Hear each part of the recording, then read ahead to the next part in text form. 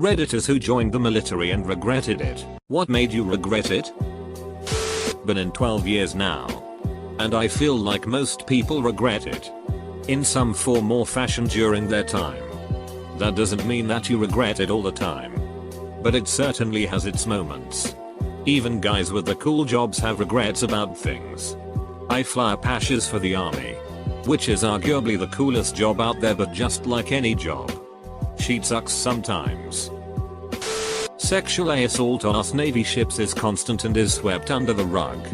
Reporting assault is drilled in by PowerPoints, but actually reporting can lead to alienation, harassment, or still having to work in close quarters with the person that assaulted you. Males and females. I left after 7 years. The reason I regretted joining is that I never got to use the skills I trained for. It's the main reason I left. I'd see the same people getting cycled back onto deployment and I'd be stuck in a shore office dealing with paperwork at a desk. I didn't sign up to ride a desk. I signed up to be at sea. I was ready and available to go every time. And my name just never came up. But now I'm in a better job making more money with way less bullshit to deal with, so no worries. My buddy has PTSD and is deaf in one ear. He's deaf because that was the radio ear, and the PTSD shows up in fits of anger when his anxiety jumps for no apparent reason. He gets wound up if he feels like he's being attacked, leading to him losing jobs, losing relationships, and alienating friends. My co-workers were assholes that would bully specific troops into being afraid to work. Because would get yelled at if they have made mistakes. They were apprentices. They'll make mistakes. The shifts were long and irregular. Sometimes I would walk in at 7 in the morning for work. Only to be told, oh, I meant to call you. You're moved to nights. Come back at midnight. People got placed on weekends for 5 or 6 months at a time and only got pulled off so I could due process or deploy. People shame you for using vacation days and often deny you vacation time. It's a shit show. The alienation from civilian society. I'm out now though. I joined the reserves at 17 in Canada. The closest reserve regiment to my home was an infantry regiment. Being a weak, skinny young girl in the early 90s. It wasn't my preference. I wanted to type for my country, but was told it was no issue to transfer to admin from infantry once I was done my GMT, general military training. Which was always the same anyways. So fine.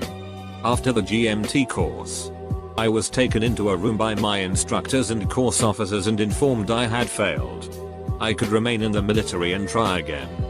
But to take some time to consider it. 3 months. Specifically. On the day I was supposed to come back and let them know what I had decided. The course officer wasn't even there. It was presumed I would quietly duck off.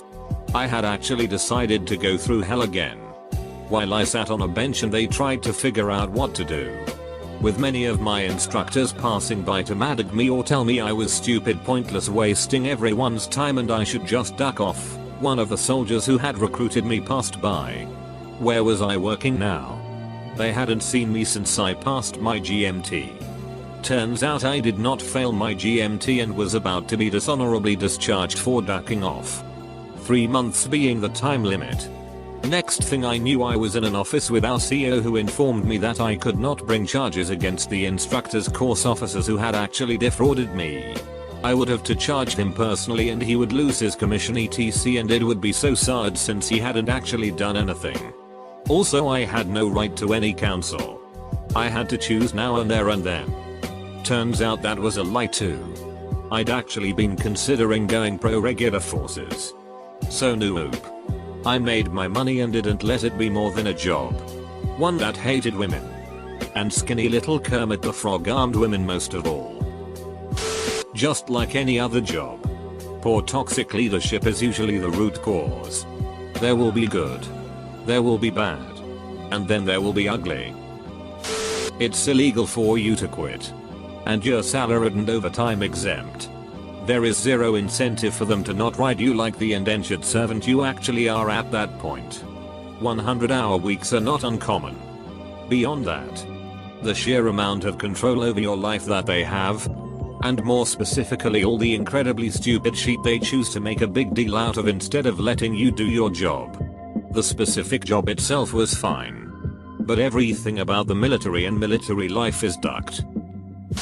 Happily retired from the army. The only thing I regret is the time I spent away from my family. My friend said his colleagues were nasty and that I didn't want to know what they did to the women or how they treated them. He said a lot of women who joined who were good friends of his had experienced sexual assault while serving at some point. He said that being in the military did something to some of the men. Made them desperate. Either that or they were always sick in the head.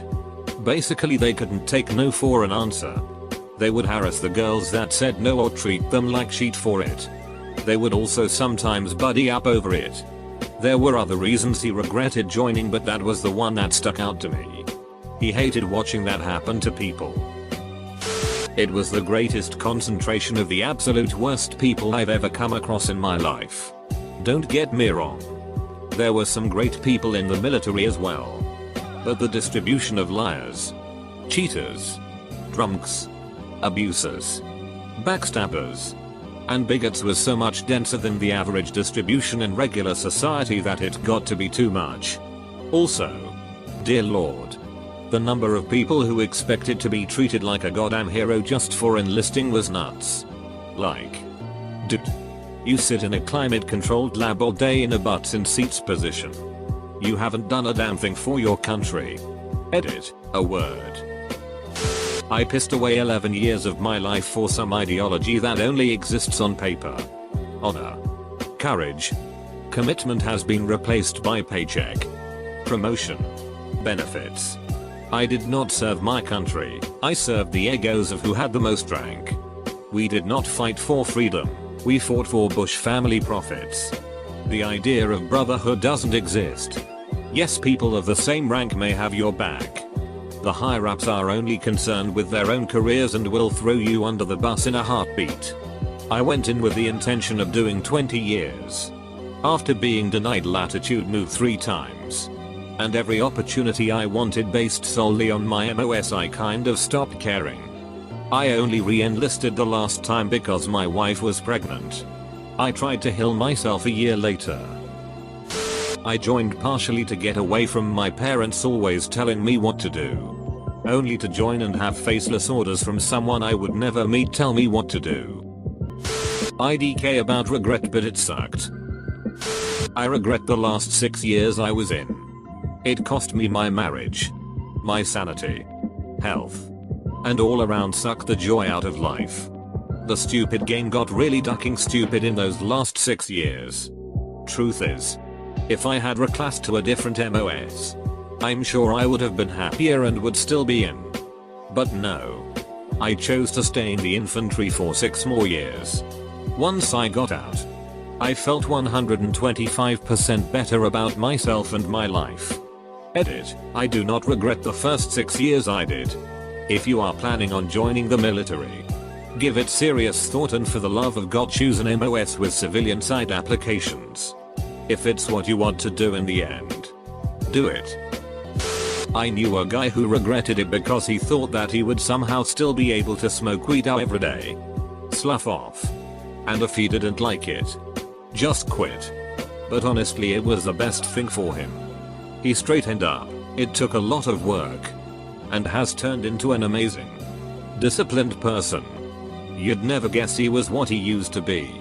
I retired 9 years ago as an E7. When I was an E5, I had a troop who was constantly getting in trouble. He was good at his job, but just made bad choices in his off time. He got demoted due to a DUI. I gave him the "you gotta do better while you're in" speech. I figured he'd finish his contract and get out.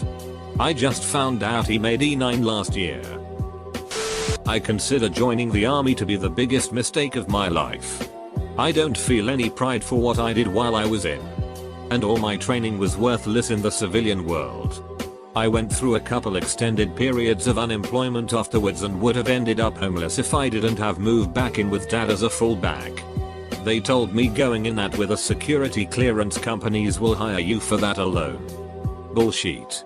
If all you have on your resume is a high school diploma and 5 years as a cryptolinguist in a language nobody has heard of, nobody cares. But they pay for school with the GI Bill. 3 years of benefits only. And it didn't cover much more than books. I've read that it's better now. Plus when you're 17 and looking at schools, they care. They offer scholarships and grants. When you're in your mid-20s, they don't. They offer a financial aid form. But you have opportunities to get your degree while still serving. Not if you're doing alternating shift schedules and have no guaranteed time of day off to attend the classes. I still feel like I'm 10 years behind where I should be in my career. I also have had lingering pains from injuries I had while I was in, and tinnitus too. They just get worse over time. If you can go to college, you should probably go. If you've been offered scholarships, definitely go. And if you do join the military, make sure you're going to get training and experience that translates to the civilian world. Not me. But I've got something relevant to share. A friend of mine, 20-ish female, from Facebook went into the military in Australia. She met a guy during training and things seemed to be going well. On the night of their graduation during celebrations at his house, in his room, while he was there, like 5 guys drugged and assaulted her. She remembers starting to sober up, feeling hurt all over, and looking outside to see the sun beginning to rise. So, a lot had happened.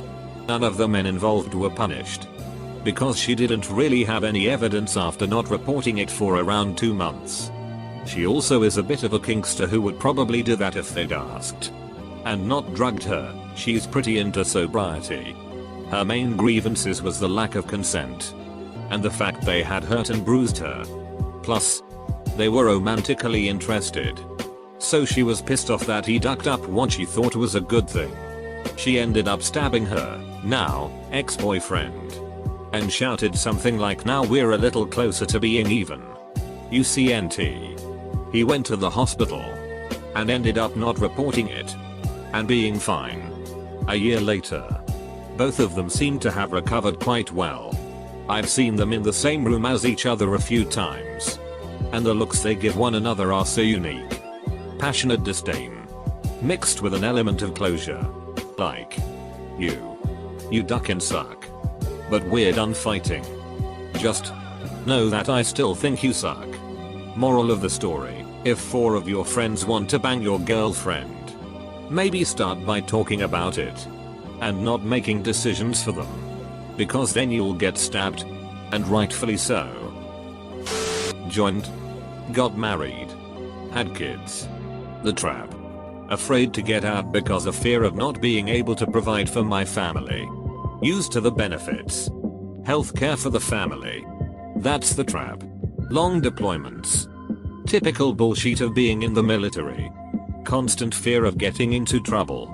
Made it to 20. Retired. I can say the retirement check is nice. But you still need to work to keep things going. Don't fall into the trap. That way you can get out if you want. I am not in this situation. But it has happened to me and I have seen it happen to a lot of others. Bad leadership has an astounding impact on service members. It is not like a civilian job where if you have a bad boss you can quit and go somewhere else. For military that isn't an option. You are stuck with that person and they have the ability to negatively impact every facet of your life. Much more so than a boss in the civilian world. One bad leader can take you from having a great military experience to it being a living hell. Did I regret it? You bet. Lots of times. Would I do it again? I regret to say, yes.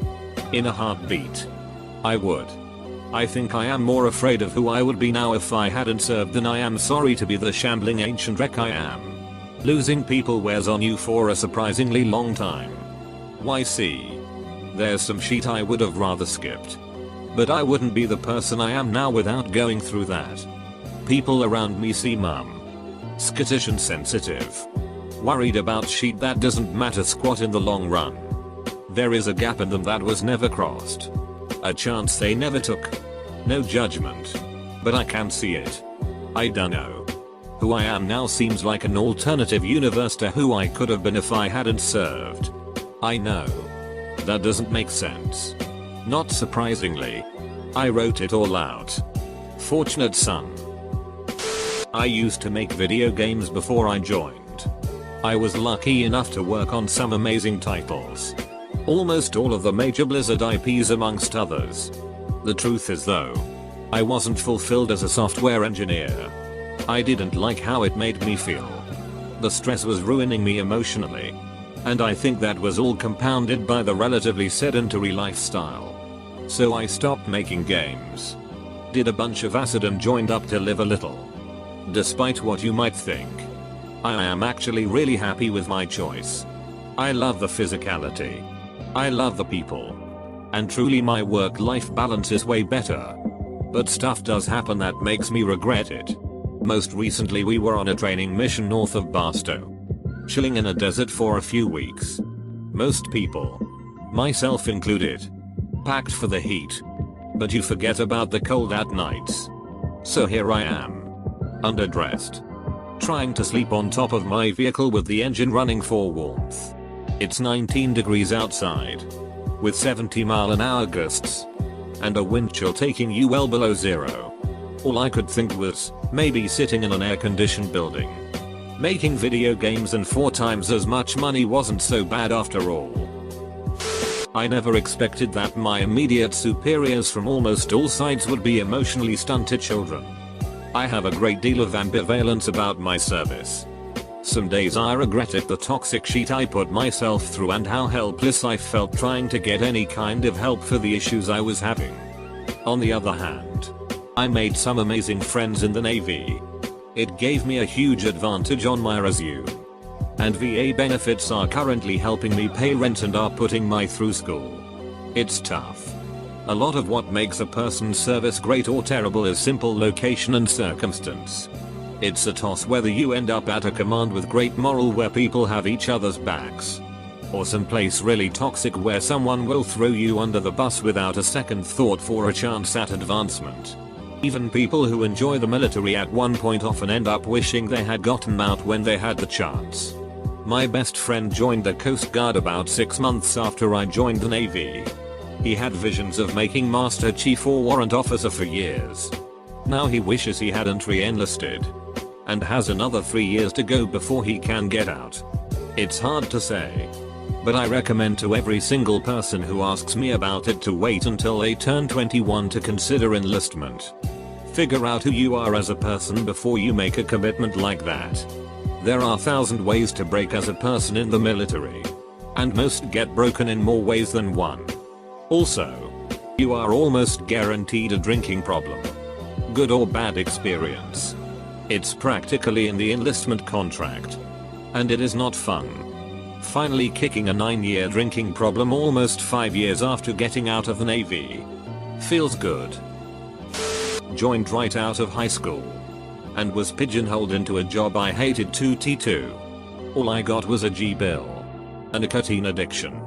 And work skills in a field that is both hard to get into and doesn't pay well since it's so easy to do. Higher ups will tell you civilian life sucks compared to this, but honestly those guys have Stockholm syndrome. Sure, you don't get a guaranteed housing allowance or free healthcare from your job, but if your boss comes in drunk screaming at everyone, or the good old boy system comes into play at work, or your boss and co-workers screw your career up, unlike the military, you can just leave. I regret it because I wasted a few good years of my life for the government doing work I hated, and when I got out I essentially had to start from scratch. My advice is that unless you know you're getting a job that you know you'll love, really weigh out your options. You're constantly told that hard chargers, go-getters and great workers are rewarded. They aren't. They're given more tasks to do, and the people that aren't are instead given easy ones and duck off for the rest of the day. Just this minute I went off on my LPO about this because I was given 86 tagout requests to complete in 4 weeks. They are all on equipment I had no experience in. The work required to submit a request is a serious process. Ducking even a tiny detail up means a big delay. And I was only able to get through maybe 16 in 2 weeks. And since I'm the only one who gives a duck about how to do this sheet, I'm given all of it. Meanwhile everyone else in my work center gets easy maintenance and sleeps or watches movies the rest of the day. While they give me attitude about how I'm slacking because I'm still not through all of my work.